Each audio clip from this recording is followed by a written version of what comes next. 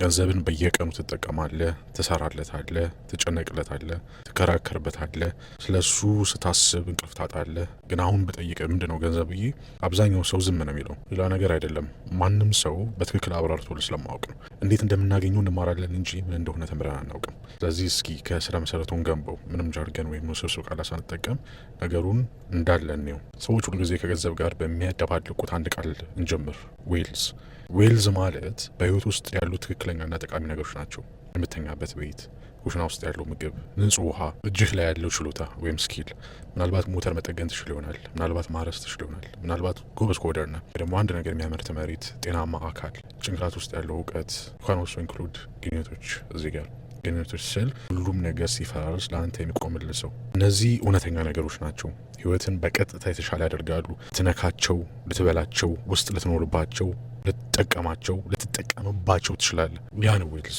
እና እዚህ ጋር መጀመሪያ ጭንቅላታችሁ ውስጥ ሊቀር የሚገባው ነገር ዌልዝ ገንዘብ ቢኖርም ባይኖርም ይኖራል።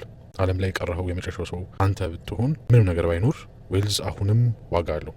ቤቱ አሁንም ከዝናብ ይጋረድሃል። ምግቡ አሁንም ያጠግብሃል። እውቀት አሁንም በህይወት እንድትቆይ ያረድሃል። ገንዘብ ተራ ወረቀት ይሆናል ማለት ነው የዛኔ፣ ወይም ማንም በማያነበው ስክሪን ላይ ያለ ዲጂታል ቁጥር። ምክንያቱም ገንዘብ የሚሰራው አንተ ስትሰጠው የሚቀበል ሌላ ሰው ሲኖር ብቻ ነው። ዌልዝ ዋናው ነገር ነው፣ ገንዘብ ግን ዋናው ነገር አይደለም። ይሄን ያዙልኝ። አሁን ዌልዝ እውነተኛው ነገር ከሆነ ገንዘብ ምንድን ነው? ገንዘብ የሰው ልጅ ዌልዝ በሰዎች መካከል እንዲንቀሳቀስ የፈጠረው መሳሪያ ወይም ቱል ነው። ለምን እንደፈለግ ነው እናሳያችሁ። ገንዘብ የለም ብላችሁ አስቡ። አንተ ገበሬ ነህ፣ ድንች ታመርታለህ፣ ጫማ ደግሞ ያስፈልግሃል። ስለዚህ ጫማ ሰፊው ጋር ትሄዳለህ። ግን ጫማ ሰፊው ድንች አይፈልግም። እሱ የሚፈልገው ጸጉር መቆረጥ ነው። ስለዚህ ጸጉር ቆራጩ ጋር ትሄዳለህ። ግን ጸጉር ቆራጩም ድንች አይፈልግም። እሷ ሌትስ የምትፈልገው የተሰበረ ወንበሯ እንዲጠገን ነው። አሁን ድንች የሚፈልግ አናጺ መፈለግ አለብህ። ድንቹን ለአናጺው ሰጥተህ ወንበር ታሰራለህ። በኋላ ወንበሩ ለጸጉር ቆራጩ ሰጥተህ ሰው ጸጉር ቆረጥልኝ ትላለህ። ያንን ቆረጣ በሆነ መንገድ ለጫማ ሰፊው ሰጥተህ ጫማ ታገኛለህ። ይሄ እብደት ነው። እያንዳንዱ ሰው የቀደመው ሰው ያለውን ነገር በትክክል የሚፈልግበት ሰንሰለት ያስፈልግሃል። ኢኮኖሚ ባለሙያዎች ይሄን ደብል ኮንሲደንስ ኦፍ ወንስ ይሉታል። ሁለት ሰዎች እርስ በርስ ያላቸውን ነገር በትክክል በዛው ቅጽበት መፈለግ አለባቸው ማለት ነው። 10 ሰው ባለበት መንደር ውስጥ ምናልባት ይሄ ሊሰራ ይችላል። በሚሊዮን የሚቆጠር ሰው ባለበት ከተማ ግን የማይቻል ነው። ስለዚህ የሰው ልጅ አንድ ድንቅ ነገር አደረገ። አንድ ሚድል ኦብጀክት ወይም መካከለኛ ነገር ላይ ተስማሙ። ማንም ሰው ለራሱ ለነገሩ ብሎ የማይፈልገው ግን ሁሉም ሰው የሚቀበለው፣ ምክንያቱም ሌላውም ሰው እንደሚቀበለው ስለሚያውቅ።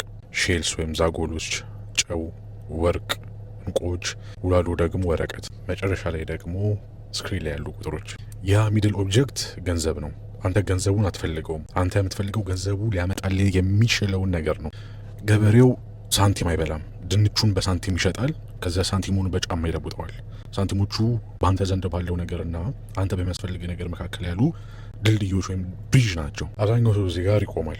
እሺ ገንዘብ መሳሪያ ነው ገባኝ ይላሉ። ግን የሚቀጥለው ሌየር ሁሉንም ነገር ይቀይረዋል። ገንዘብ ወደ እውነተኛ ነገሮች ወይም ወደ ሪል ስታፍ የሚያደርስ ድልድይ ከሆነ ገንዘብ እውነተኛው ነገር ራሱ አይደለም ማለት ነው። ገንዘብ የዌልዝ መብት መጠየቂያ ነው ወይም ክሌም ነው። እንደ ቲኬት ማለት ነው።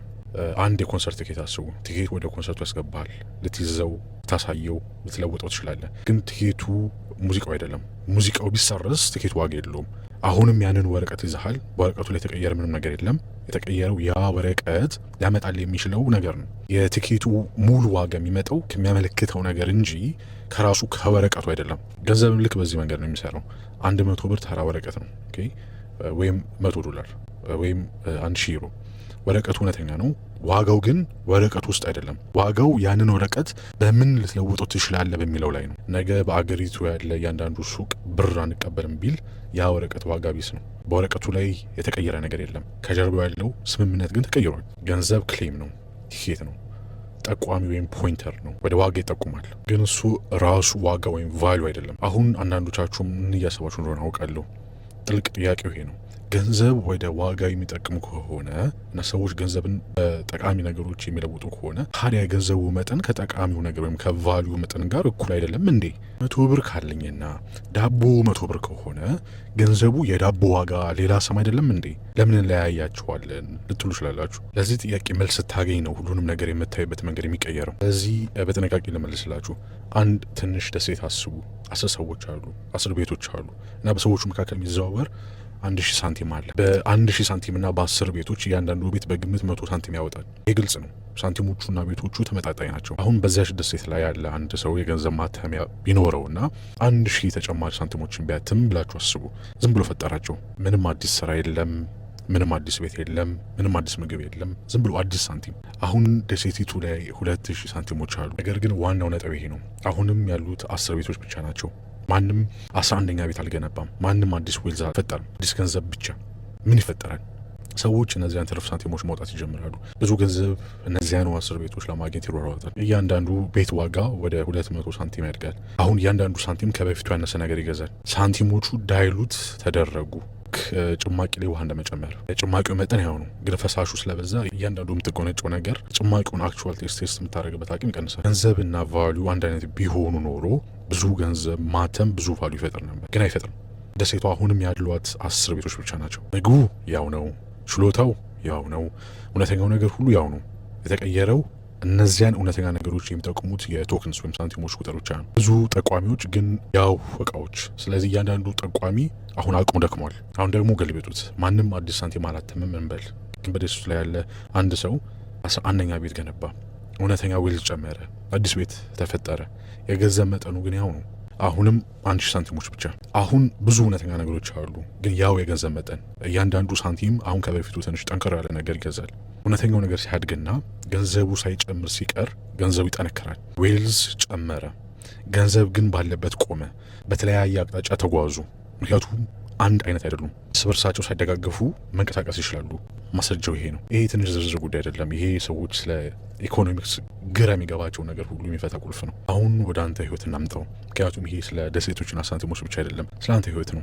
ዛሬ ወደ ስራ ስትሄድ የማይተካ ነገር ትሸጣለህ። ጊዜህን፣ ጉልበትህን፣ ትኩረትህን በምንም ተአምር መልሶ የማይመጡ የህይወትን ሰዓታት። አሰሪህ በምላሹ ገንዘብ ይሰጣል። ያ ገንዘብ ሪሲት ወይም ደረሰኝ ነው። እንዲህ ይላል፣ ይህ ሰው ስራ ቦታ ተገኝቶ አስተዋጽኦ አድርጓል። ደረሰኙ ስራውን ይመዘግባል፣ ግን ደረሰኙ ስራው አይደለም።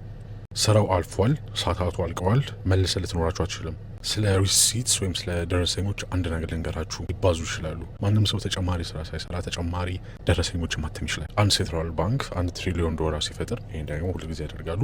ማንም ሰው ያንን ለማግኘት $1 ትሪሊዮን ዋጋ ያለው ሰዓታትን አልሰራም። ዝም ብለው አዲስ ቶክንስ ፈጠሩ፣ አዲስ ተቋሚዎች። ነገር ግን በኢኮኖሚ ውስጥ ያለው እውነተኛ ነገር ቤቶቹ፣ ምግቡ፣ ኤነርጂው በዚያው ፍጥነት አላደገም። ስለዚህ አሁን ያንተ ሪሲት በህይወት 8 የማይተኩ ሰዓታት የገዛው ደረሰኝ፣ ከዛም በላይ ሰዓታት ስፔንድ አድርገ የገዛው ደረሰኝ ከእነዚህ አዲስ ከተፈጠሩ ደረሰኞች ጋር አንድ ባህር ውስጥ ይገባል እና እያንዳንዱ ደረሰኝ ከበፊቱ ትንሽ ያነሰ ዋጋ ይኖረዋል። ያንተ ፐርቼዚንግ ፓወር ወይም የመግዛት አቅም ይቀንሳል። ይሄ የሆነው አንተ ሰነፍ ስለሆንክ አይደለም፣ ያነሰ ስራ ስለሰራህም አይደለም። ያ ሰው ምንም እውነተኛ ነገር ሳይፈጥር ተጨማሪ ቶክንስ ስለተፈጠረ ነው። መቼም ሊባዛ የማይችል ነገር ጊዜህን ማለቂያ የሌለው ሊባዛ በሚችል ነገር በገንዘብ ለወጥክ። ያ ልውውጥ ቋሚ ነው። ጊዜውን መልሰህ ልታገኘው አትችልም። ነገር ግን ለዚያ ያገኘኸው ገንዘብ አንተ የማታውቀውና ያልተማከርክበት ውሳኔ በሚያስተላልፍ ሰው ዳይሉት ሊደረግ ይችላል። አያት በመደበኛ ደሞዝ ቤት መግዛት የቻለችውና አንተ አልቻልክበት ምክንያት ይሄ ነው። የቡና ፍሬው ሳይቀየር ቡና በየዓመቱ ዋጋው የሚጨምረው ለዚህ ነው። ፍጥነት እየሮጥክ ወደ ኋላ የቀረ የሚመስል ለዚህ ነው። ይሄ ምናብ አይደለም፣ መለኪያው እያጠረ ነው። ርዝመትህን፣ ቁመትህን በሩለር እንደምትለካ አስብ። በየዓመቱ አንድ ሰው ሳይነግርህ ከመለኪያው ላይ 1 ሴንቲሜትር ቢቆርጥ ራስን ስትለካ ረዘምኩ ትላለህ፣ ግን አንተ አልረዘምክም። መለኪያው ይሄ ሩለሩ ነው እያጠረ ያለው። በገንዘብ ላይ እየሆነ ያለው ይሄው ነው። ዋጋ የሚጨምረው ነገሮች ሁሉ ይበልጥ ጠቃሚ ስለሆኑ አይደለም። ዋጋ የሚጨምረው ወደ ነገሮቹ የሚጠቁመው ገንዘብ ስለደከመ ነው። ዳቦ ያው ዳቦ ነው፣ ገንዘቡ ግን ተቀይሯል። ታዲያ ይህን አዲስ ገንዘብ የሚፈጥረው ማን ነው? ገበያ ውስጥ የሚገባው በቤት በኩል ነው። ወደሚቀጥለው ሌየር የሚወስደን ጥያቄ ይሄ ነው። አብዛኛው ሰው መንግስት ገንዘብ አትሞ ያከፋፈላል ብሎ ያስባል። ትንሽ ክፍል ብቻ ነው። በዘመናዊ ኢኮኖሚ ውስጥ ያለው አብዛኛው ገንዘብ ባንክ አካውንት ውስጥ ያለው አሰሪ ገቢ የሚያደርግልህ ለቤት ኪራይ የምትከፍለው የሚፈጠረው በኮሜርሻል ባንክስ ነው። አንድ ባንክ ለአንድ ሰው ብድር ሲሰጥ ካዝና ከፍቶ ገንዘብ አይወጣም፣ አዲስ ዲፖዚት ይፈጥራል። ስክሪን ላይ ያሉ አዲስ ቁጥሮች፣ ያ ገንዘብ ተበዳሪው የብድር ውሉን ከመፈረሙ በፊት አልነበረም። ይህን ከዚህ በፊት ሜንሽን አድርጋለሁ በሌላ ቪዲዮ ላይ። ግን በቂ የሆነ ዝርዝር ጽሁፍ ማግኘት ከፈለጋችሁ ባንክ ኦፍ ኢንግላንድ በ2014 ላይ ይህንኑ በትክክል የሚያብራራ ጽሁፍ ስለጻፈ አንብቡት። ባንክስ ክሬት መኒ ዌን ዴይ ሜክ ሎንስ። ገንዘብ ያለው የሆነ ቦታ የሆነ ሰው ዕዳ ስለገባ ነው። በሲስተም ውስጥ ያለው ዕዳ ሁሉ ቢከፈል አብዛኛው ገንዘብ ይጠፋል። እዚህ በፊት ብዬዋለሁ፣ ሲስተሙ የሚንቀሳቀሰው በዕዳ ነው። ይሄ የጎንዮሽ ውጤት አይደለም። ይሄ የሲስተሙ ኢቨን ራሱ ዋናው ኮር ሞተሩ ራሱ ነው። አዲስ ገንዘብ በብድር ሲፈጠር ለሁሉም ሰው እኩል አይደርስም። መጀመሪያ በአንድ ቦታ ነው የሚታየው፣ በተበዳሪው ባንክ አካውንት ውስጥ። እዚያም ተበዳሪው ሲያወጣው ወደ ኢኮኖሚ ይገባል። ለዚህ አዲስ ገንዘብ ቅርብ የሆኑት ሰዎች ተበዳሪው፣ ባንኩ፣ ግዢውን መጀመሪያ የሚቀበሉ ድርጅቶች ዋጋው ሳስተካከል በፊት ተጠቃሚ ይሆናሉ። ከገንዘቡ ራቅ ብለው ያሉት ሰዎች ግን ገበያቸው ሳይጨምር የዋጋ መጨመሩ ብቻ ይደርሳቸዋል። ያ ቅደም ተከተል ማን አዲሱን ገንዘብ መጀመሪያ ያገኛል፣ ማን መጨረሻ ያገኛል በአጋጣሚ መሆን አይደለም። አንድ ስትራክቸር ይከተላል እና ያንን ስትራክቸር መረዳ ደግሞ ግራ መጋባትን ትተህ ነገሮችን በግልጽ እንድታይ ያደርግሃል። ስለዚህ መዋቅር ሜቢ በሌላ ቪዲዮ ጥልቅ ብለን እናያለን። ለአሁኑ ግን አንድ ነገር ይዘህ እንድትሄድ እፈልጋለሁ። ገንዘብ መሳሪያ ነው። ምናልባት የሰው ልጅ ከፈጠራቸው መሳሪያዎች ሁሉ በጣም አስፈላጊው። የማይተዋወቁ ሰዎች አብረው እንዲሰሩ ያደርጋል። በጊዜና በቦታ ውስጥ እንዲንቀሳቀስ ያደርጋል። በኢትዮጵያ ያለ ገበሬና በቻይና ያለ ፋብሪካ ሳይገናኙ በአንድ ኢኮኖሚ ውስጥ እንዲሳተፉ ያደርጋል። ይህ አስደናቂ ነው። ገንዘብ ክፉ አይደለም። ገንዘብ የውሸት አይደለም። ገንዘብ እውነተኛ፣ ጠቃሚና ኃይለኛ ነው። ነገር ግን ገንዘብ ዌልዝ አይደለም። ገንዘብ ቫሉ አይደለም። ወደ እነሱ ይጠቁማል፣ ይወክላቸዋል፣ ይለካቸዋል። ግን እሱ ራሱ እነሱ አይደለም እና ጠቋሚውን ወይም ፖይንተሩንና ጠቋሚውን የሚያመለክተውን ነገር ስደባልቅ ተጨማሪ ጠቋሚዎችን መፍጠር ለሚችል ለማንኛውም ሰው ተጋላጭ ትሆናለህ። ምክንያቱም የህይወት ልፋትን በአንድ የኮምፒውተር ቁልፍ ብቻ ዳይሉት ሊያደርጉት ይችላሉ። ያደርጉታል። ክፉ ስለሆኑ አይደለም፣ ሲስተሙ የተገነባው በዚህ መንገድ ስለሆነ ነው። እስቲ ይህንን ይበልጥ ኮንክሪት ላደርግላችሁ። እነሱ የምንላቸው ሴንትራል ባንክስ ወይም ማዕከላዊ ባንኮች እና ኮሜርሻል ባንክስ የንግድ ባንኮች ናቸው። ሴንትራል ባንክስ ገንዘብን በዲጂታል መንገድ የሚፈጥሩት ፋይናንሻል አሴትስን ለመግዛት ነው። ኮሜርሻል ባንክስ ደግሞ ገንዘብ የሚፈጥሩት ብድር በሰጡ ቁጥር ነው እና ቨልነራብል ወይም ተጋላጭ ማለት ደግሞ ትርጉሙ ይሄ ነው። ገንዘብ ማለት ራሱ ዌልዝ ነው ብለህ ካሰብክ ዝም ብለህ ይዘኸው ትቀመጣለህ። ደህና የሆንክም ይመስልሃል። ለ30 ዓመታት ትሰራለህ፣ በትጋት ትቆጠባለህ፣ የባንክ ሂሳብን ሲያድግ ታያለህ፣ በደስታ ትመለከታለህ። ግን አንተ በምትቆጠብበት ጊዜ እነዚያ ተቋማት አዲስ ገንዘብ እየፈጠሩ ነው። በትሪሊዮን የሚቆጠሩ ዩኒትስ አንተን ሳይጠይቁ ሳያናግሩ ያንን ለማግኘት ምንም አይነት ስራ ሳይሰሩ እየፈጠሩ ነው። እነሱ የሚፈጥሩት እያንዳንዱ አዲስ ዩኒት አንተ አስቀድመ ያስከውን እያንዳንዱን ዩኒት ዳይሉት ያደርገዋል። ዳይሉት ማለት እያንዳንዱ ዩኒት የሚገዛው ነገር ይቀንሳል ማለት ነው። ቁጥሩ ያው ሆኖ ይቀራል፣ ነገር ግን የሚገዛል ነገር ይቀንሳል፣ ሽሪንክ ያደርጋል። ለምሳሌ $100,000 ብር ቆጠበ ይሆናል፣ ግን በፊት $2 የነበረው ቡና አሁን $5 ሆኗል። $500 የነበረው የቤት ኪራይ ሌትሴ አሁን $1,200 ሆኗል። $200,000 የነበረው ቤት አሁን ሜቢ ሌትሴ $600,000 ገብቷል። ያንተ $100,000 አንድም ዲጂት አልቀነስም፣ ግን ትርጉሙን አጥቷል። ዳይሉሽን ማለት ይሄ ነው። የባንክ ሂሳብ ያው ይመስላል፣ ህይወት ግን ይበልጥ ውድ ሆኗል። ይህን የተረዳ ሰው ግን ማለት ገንዘብ ወይም ገንዘብ ፖይንተር ወይም ጠቋሚ እንጂ እውነተኛ ነገር አለመሆኑን ያወቀ ሰው በሂደት ገንዘቡን ወደ እውነተኛ ዌልዝ ቀይሩታል። ወደ ስኪልስ፣ ወደ ፕሮፐርቲ፣ ወደ ፕሮዳክቲቭ አሴትስ።